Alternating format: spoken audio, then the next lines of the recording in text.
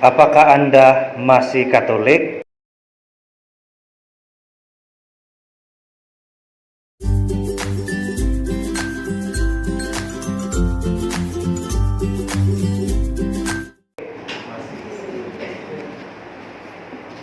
Seberapa yakin Anda bahwa Anda adalah seorang Katolik pada saat ini?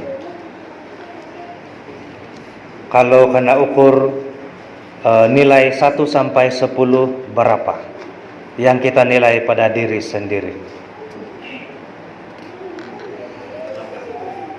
8. Syukur dan puji Tuhan kalau sampai 8. Saudara dan saudari, bagaimana kita menilainya? Bacaan Injil hari ini mengajak kita untuk menilai sejauh mana iman Katolik kita, yaitu dengan 2 perkataan saja ataupun dengan 2 indikator sahaja, yaitu indikator yang pertama adalah garam dan indikator yang kedua adalah terang. Sejauh mana kita menjadi garam dan sejauh mana kita menjadi terang di dalam kehidupan kita. Barangkali kita juga bertanya, macam mana mau jadi garam dan terang dunia?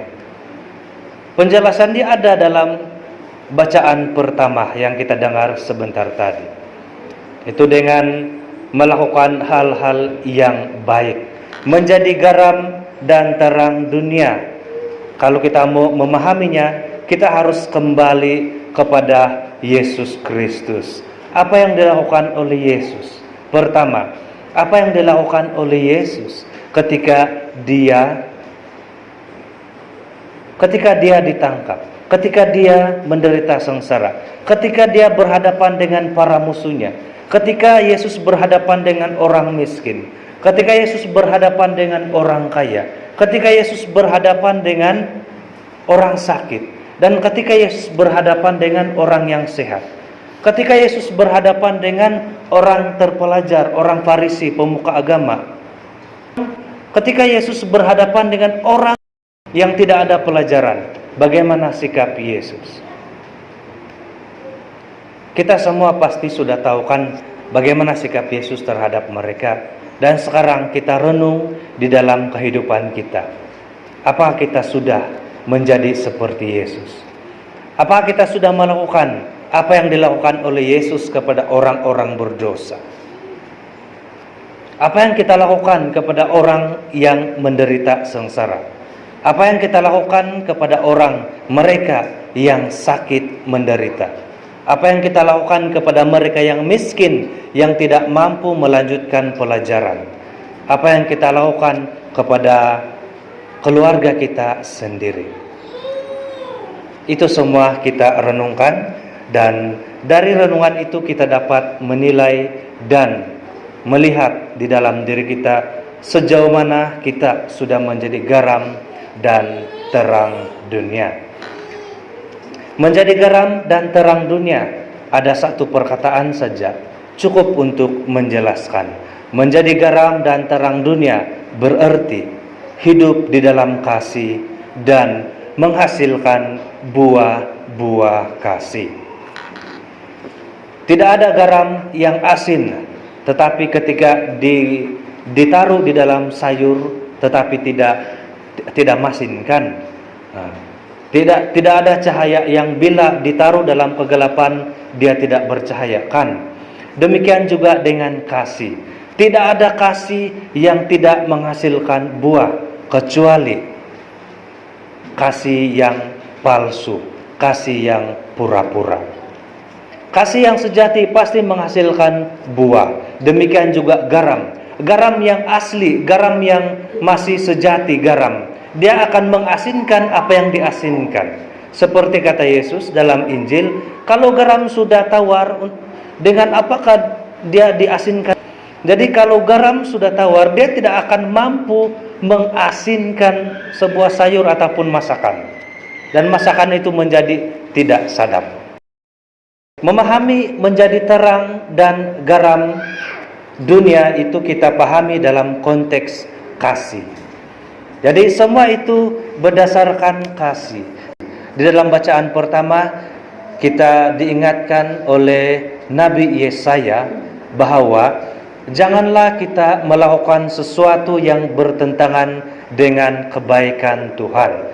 Tuhan pasti mendengarkan kita, asalkan kita melakukan kehendak-Nya, asalkan kita menuruti kehendak Tuhan. Dan ketika kita menuruti dan melakukan kehendak Tuhan, di sanalah kita dapat menikmati kasih. Dan ketika kita memperoleh dan merasakan kasih Tuhan, di sanalah sumber kita untuk mencurahkan kasih. Karena kalau kita tidak memiliki, kita tidak akan memberikan sesuatu yang kita tidak miliki. Kita tidak mampu memberikan yang kita tidak miliki. Maka di dalam hidup ini perjuangan kita adalah mencari dan menemukan. Karena ketika mencari dan kita akan menemukan, barulah kita dapat memberikan. Kalau kita jumpa orang miskin di kedai contohnya, dan kita mau membantu, dia minta tolong bagi saya 10 ringgit, tambang saya pulang kampung, dia bilang. Kita mau bagi tapi kita tidak ada duit, macam mana kita mau bagi kan? Begitu juga kita harus mencari dan mendapatkan terlebih dahulu, maka kita akan mampu memberikan. Pertama, kalau kita mau menjadi garam, kita harus menjadi asin. Kita yang pertama diasinkan dulu oleh Tuhan. Diri kita dapat diasinkan dengan apa? Diri kita dapat dimasinkan dengan firman Tuhan. Maka setiap hari bangun pagi, kita menyiram diri kita dengan firman Tuhan, baca firman Tuhan. Dan dengan demikian kita sudah memiliki firman Tuhan. Kita sudah menjadi garam dari awal pagi. Waktu bangun sejak kita berdoa, merenung dan membaca firman Tuhan, itu berarti kita sudah menggarami diri kita sendiri. Nah, ketika kita sudah menjadi garam, ketika dalam diri kita sudah ada garam, maka kita akan mampu menggarami orang lain. Kalau dalam diri kita tidak ada garam, kalau dalam diri kita ini tawar, macam mana kita menggarami orang lain kan? Jadi demikian juga kita harus menggarami diri kita sendiri. Begitu juga dengan terang. Kalau dalam diri kita tidak ada cahaya, bagaimana kita memberi cahaya kepada orang lain? Umpamanya ada orang yang datang kepada kita membawa lilin dan dia meminta kita supaya menyalakan lilin dia. Bagaimana kita menyalakan lilin itu kalau dalam diri kita tidak ada api? Kalau dalam diri kita tidak ada cahaya? Betul kan? Jadi pertama-tama kita harus memiliki cahaya itu supaya kita mampu memberi cahaya kepada orang lain.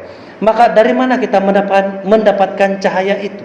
Kita mendapatkan cahaya itu dari Tuhan kita Yesus Kristus. Sebab dialah terang bagi dunia. Dialah sumber cahaya yang menerangi setiap kegelapan di dalam dunia. Cahaya yang dipancarkan oleh Kristus bukan saja menerangi kegelapan di dalam dunia, tetapi menerangi kegelapan yang ada di setiap sudut pribadi kita. Sebab itu dari awal tadi saya sudah ungkapkan, kita harus renung sejauh mana kita beriman kepada Yesus Kristus. Bagaimana kita mencek ataupun memeriksanya? Kita harus masuk dalam segala sudut kehidupan kita. Jangan hanya menilai kita punya tindakan, jangan hanya menilai kita punya penglihatan, pendengaran, percakapan, pemikiran, tetapi kita harus nilai seluruh keberadaan pribadi kita, dari E sampai Z, dari ujung rambut sampai ujung kuku di kaki. Itu harus kita cek. Jari kita apakah mengungkapkan kasih kepada anak-anak ataupun kepada kawan-kawan, atau sebaliknya hanya mencubit, menampar dan sebaliknya. Itu harus kita cek. Kaki kita harus cek, apakah kaki kita selalu datang kepada Tuhan untuk memuliakan Tuhan, atau sebaliknya kaki kita gunakan untuk mencari keinginan kita sendiri. Itu semua kita harus renungkan. Maka hari ini kita sangat bersyukur kepada Tuhan karena kita disapa oleh Tuhan melalui firman-Nya menjadi garam dan terang dunia. Menjadi garam dan terang dunia tidaklah susah.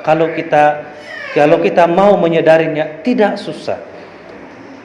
Dia paling senang sejauh mana dia mampu kita lakukan itu berdasarkan kesadaran kita.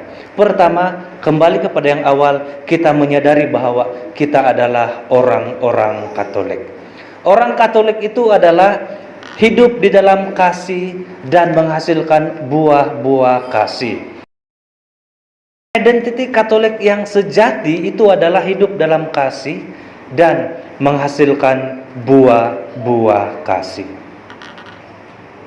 Kepada siapa kita menjadi garam dan terang dunia? Kita menjadi garam dan terang dunia pertama untuk diri kita sendiri. Untuk diri kita sendiri.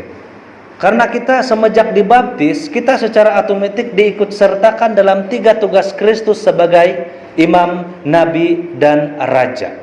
Menjadi imam, nabi, dan raja pertama-tama untuk diri kita sendiri, menguduskan diri kita sendiri, memimpin diri kita sendiri itu menjadi raja, menguduskan diri kita sendiri itu menjadi imam.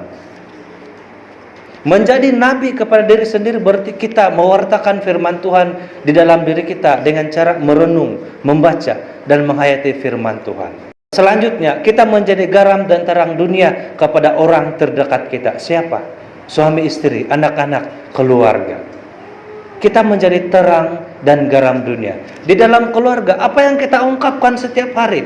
Apakah kata-kata yang membangun? Apakah kata-kata yang memberi semangat? Atau kata-kata yang melemahkan? Apakah otak kita, pikiran kita selalu yang negatif atau positif? Kita harus menggarami semua aspek dalam kehidupan kita. Setelah di dalam keluarga, kepada kawan-kawan, sahabat, di dalam pekerjaan kita. Barangkali dalam pekerjaan ada yang, tentu saja dalam pekerjaan banyak cabaran kan?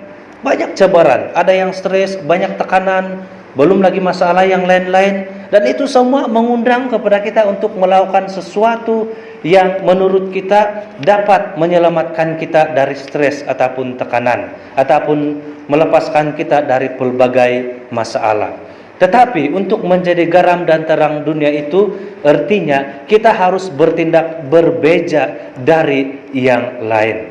Kita bertindak berdasarkan kasih. Kasih itu tidak ada pilih kasih. Kasih itu semuanya berdasarkan proses.